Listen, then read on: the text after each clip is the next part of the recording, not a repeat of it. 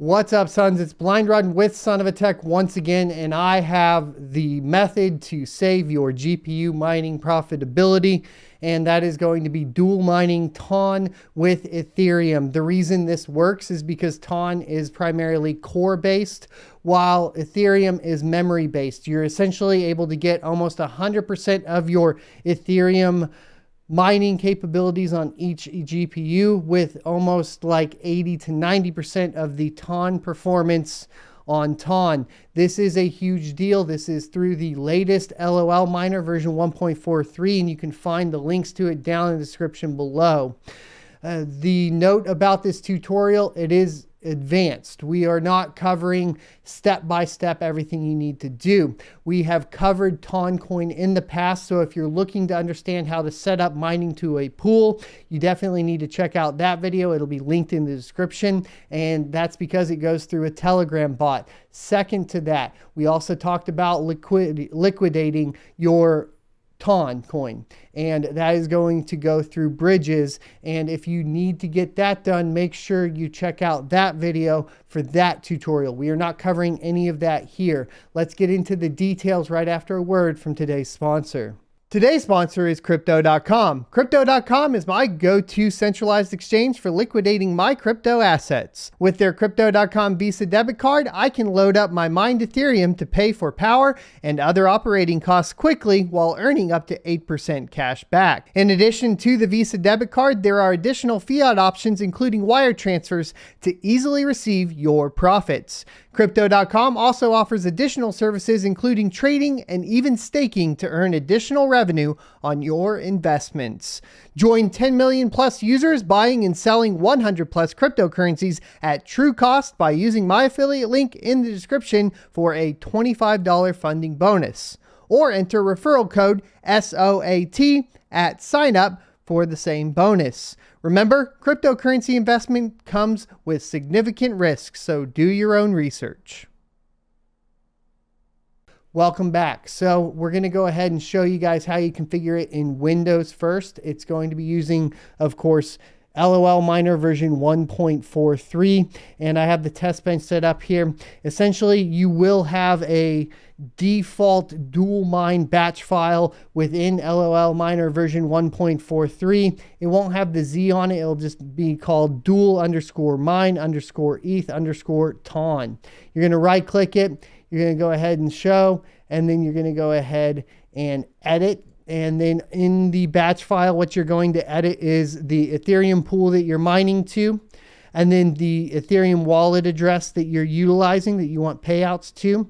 Then you're going to basically put in the TON pool that you want to mine to and your TON mining address as well. You're going to go ahead and click File, Save, run the batch file, and it will start to work.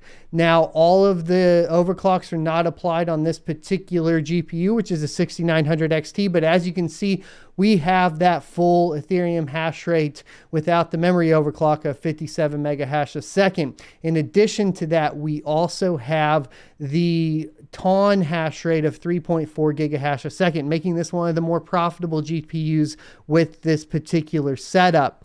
Now, a note, what you notice there is that the power consumption is high. So if you are currently running really close to the max capacity of your power supply, you do not want to do this. You're going to need to upgrade your power supply. In addition to that, that core clock is going to require more power through those risers. So do not, under any circumstances, run it with risers that are powered by either SATA or Molex.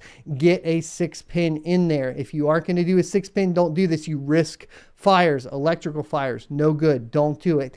And on a note with the power as well is I actually did flip a breaker because I didn't have my power distributed properly across my PDUs. Make sure that you're monitoring that and you calculate for the additional power that is going to be required. In some cases, you will notice a decrease in Ethereum hash rate, just depending, and this is primarily going to be due to heat. You see, what's happening here is now you are utilizing 100% of the GPU. You're using using the core and the memory, not just primarily the memory like you used to on Ethereum. This means that your heat is going to go up on each individual GPU, and thermal throttling can be applied and is very common in this case.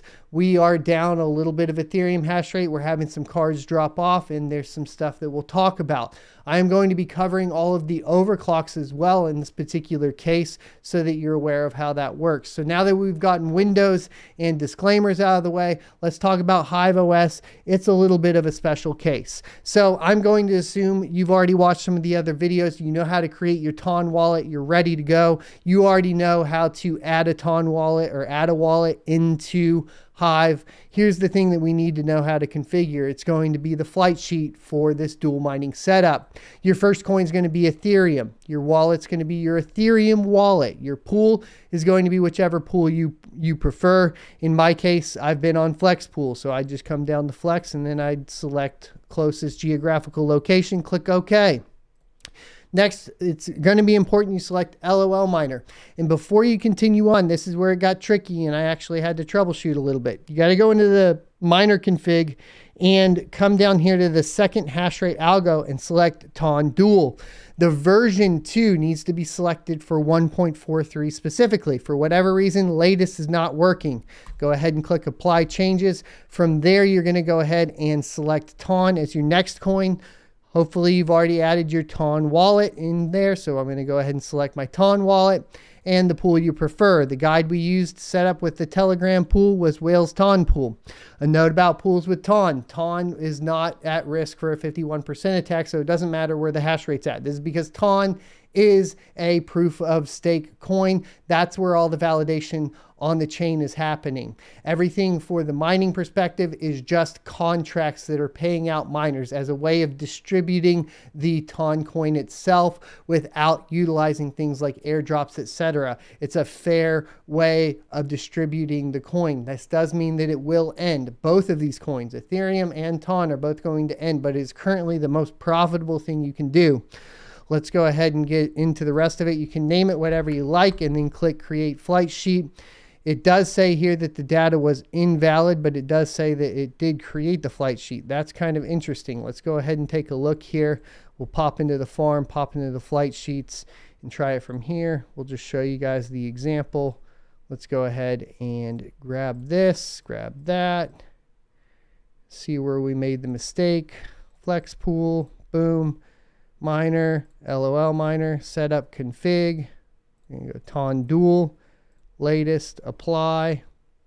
We're going to select Ton wallet, and Whales Ton in that server. And we'll just name it example and create flight sheet.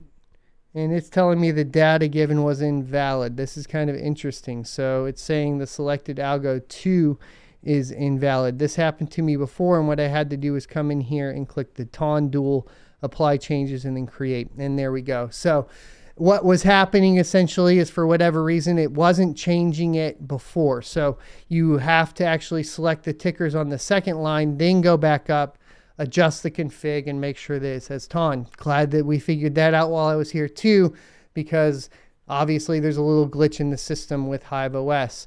Let's go ahead and talk about what we have done personally. As you can see here, what we have ended up with is 5.8 gigahash a second on Ethereum and 177.2 gigahash a second on Ton, with basically 2,139 kilowatts, or 21.39 kilowatts going on here. So we've definitely gone up about 3 kilowatts, about 3,000 watts total.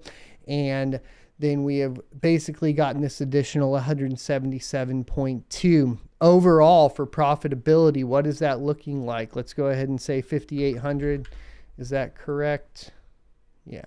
And we actually have a couple cards that are off. It will be better here in a bit, but 21,000 watts. So 21 kilowatts. At mine is 5.5 cents a kilowatt hour, so that's what I've been calculating out to. And as you can see here on Ethereum alone, we're going to do $217.53 after power and $245 before power. our TON at 177.6. We don't put wattage in because it's already calculated in what to mine. We calculate that out and we are at $124 US. We have essentially increased our profits by 50%, or our profits after power by 50%. By 50%. By 50%. This is insane. Now, as I make this video, what's going to happen is the difficulty on TON is going to go way up. I don't know how much longer that this is going to be this profitable, but for now, this is absolute insanity. You're talking about an increase in my farm in particular by $45,000 for the year if this remained the same. You're talking about a free upgrade outside of maybe some power adjustments that you need to do. All you got to get in there and do the work. Now, the hard work is determining, of course, your overclocks. And we're going to talk about that because this is where things get a little bit trickier. Okay. So luckily, LOL Miner does have essentially some guides here. And it's basically the tuning guide for TON. You're going to leave your memory overclocks the same if you're coming off of Ethereum. Just leave them. What you're going to be adjusting is the core. Now, there's a couple important notes. You are supposed to remove the power limits on all of the GPUs and then put in an absolute core clock within these ranges here. And you can try to go as high as you want, or if you want to be more conservative, stay low. The important key here is that you will remove, to get the most TON out, of course, of the hashing, you're going to want to remove that. So that's also recommended here. So this is where I got my baseline for all of my GPUs. We've basically went tirelessly through every single one. We have some working really good, some others not. So for a 1660 Super, what is working? Well, obviously this is working really, really well for us. What do we got going on? We have a core clock of 1560 megahertz and the memory clock of negative 1004 megahertz. On the 1660 Super, this is resulting in 30 megahash a second on Ethereum, between down about 1 megahash a second, and then we're snagging 556 megahash a second on Toncoin. This is pretty incredible stuff as far as profitability goes. It's working flawlessly. This one's been really easy to set up. So the next one that we had is the 1660 mixed, and the reason it's mixed is because we have the TIs in here. So what are we doing on the TIs? The only difference that you're going to see here is that we have gone up to 2200 megahertz on the memory. Now we also have the RTX 3060 Ti in here. And for that one, we're at 1800 megahertz on the core and 2200 megahertz on the memory. The 1660 Ti is outperforming the supers as far as on the Toncoin, but it is down to just under 29 megahash a second on Ethereum. The RTX 3080 Ti here, or 3060 Ti, excuse me, 59 megahash a second on Ethereum, usually sits between 60 and 63 megahash a second, 1.6 gigahash a second on TON. Fantastic performance right there. Let's go ahead and go down the list. This is our light hash rate rig. This one's been pretty locked in as well. We have no memory overclocks on these, primarily because they're light hash rate, so the unlock is sketchy at best. I just went ahead and did the core, and this is where we're at. So on the 3060, we put the core at 1800 megahertz, and that resulted in 30 megahash a second with 863 megahash a second on Toncoin. On the 3080 Ti, we went with 1500 megahertz on the core per, of course, the guide. That resulted in 74 megahash a second on Ethereum after the LHR unlock and 2 gigahash a second on TON. Really good performance there. You can also see the power consumptions. Obviously, the 3080 Ti, we've already talked about being pretty poor in power consumption. 3070 Ti, this one's doing pretty dang good. We're at 50 megahash a second with a 1200 core overclock, and that is 758 megahash a second on Toncoin. That's a little on the lower side. We could probably bump this up to like the 1500 megahertz and get more. However, we are keeping this power really low at 185 watts. We have another 3080 Ti and it is essentially doing the same thing. I think the power consumption is misreported here. So there you go. That's the light hash rate cards we have on the network. Let's get into the RTX 2080 Ti here. What we have is a core overclock of 1560 megahertz with a memory of 2200 megahertz. It's going to clock you in at 210 watts. You're going to get 55 megahash a second on Ethereum and 1.2 and 1.9 gigahash a second on Toncoin. And then basically that's repeated there. Here's something I want to show you guys that's really interesting. So I've been messing with the 5700 XTs. This one I haven't clocked in. This is actually just still utilizing the clocks and cores and a core clock and memory clock that I utilize on ETH. What you'll notice is that we have pretty good hash rates as far as on Ethereum at 55 megahash a second. And it's respectable, but not great. 700 to, anywhere from 500 to 700 megahash a second on Toncoin. But this is actually improved if you do one thing. And I have an example here because I've been working on this pretty much all day. Look at this. What did we change here? Well, all we did was essentially come in here and remove the core clock and core voltage. Okay, so what we did was we removed the core voltage and then we just locked in the core clock at 1400 megahertz. Make sure, once again, you're not powering your riser with a Molex or a SATA because you will burn that riser up, especially on the 5700s and 5700 XTs. Now, these are also flashed. You can watch my guide on how to flash them as well. But this results in 3.3 gigahash a second on Ton. Absolutely incredible stuff on an old 5700 XT. Right now, that is making my 5700 XTs by far the most profitable GPUs in my farm. And it's crazy because I was literally thinking what am I going to do with these when ETH's gone? At least they're going to make it up. I purchased most of these 5700s for $300 a pop, flashed them to the 5700 XT BIOS with the memory timing straps, and they've been running for well over a year now at this point. So that's where you sit there. Let's go ahead and look at the 3070s. All right. So on the 3070s, what we're looking at is 1500 core overclock and 2200 to 2600 memory overclock. It's going to depend on the GPU what works, right? Now, usually these sit closer to 63 megahash a second. Some of these now we're down into the 60 megahash a second range, and we're getting between 1.5 and 1.6 gigahash a second on Ton for the 3070. Now, of course, the big boys, the RTX 3090s, we are on a struggle bus. Obviously, you see we have one GPU that's completely fallen offline here at this point. The heat output is absolute insanity. The power is not as bad as I thought it would be, but we are really struggling to get these things dialed in. I have some fans blowing on them. We're going to be doing more work, but somewhere around the 1500 megahertz on the core and the 2000 megahertz on the memory, if your pads are working good and you're cooling good, should net you around 110 megahash a second on Ethereum and 1.9 gigahash a second to 2.6 gigahash a second on Toncoin. I have to go work on these. These are the number one things I got to go get locked in. We will do a follow-up video when I get them locked in.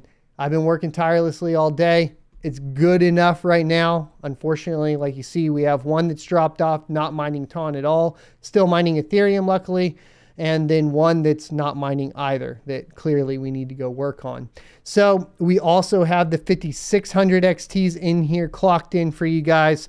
What are they at? They're at 900 megahertz on the memory with 1500 megahertz on the core. This results in 41 megahash a second on Ethereum with 2.5 gigahash a second on Toncoin. These are, once again, these 5000 series GPUs with this dual setup are absolutely slaying it. These are just insane profitability numbers. And then finally, the RX 6000 series. Let's get into it. I don't have a 6900 XT in this rig necessarily, but on the RX 6600, what are we looking at? We're looking at 1750 megahertz on the core, 950 megahertz on the memory. This results in about 29 megahash a second on Ethereum, while doing 850 to 900 megahash a second on Toncoin.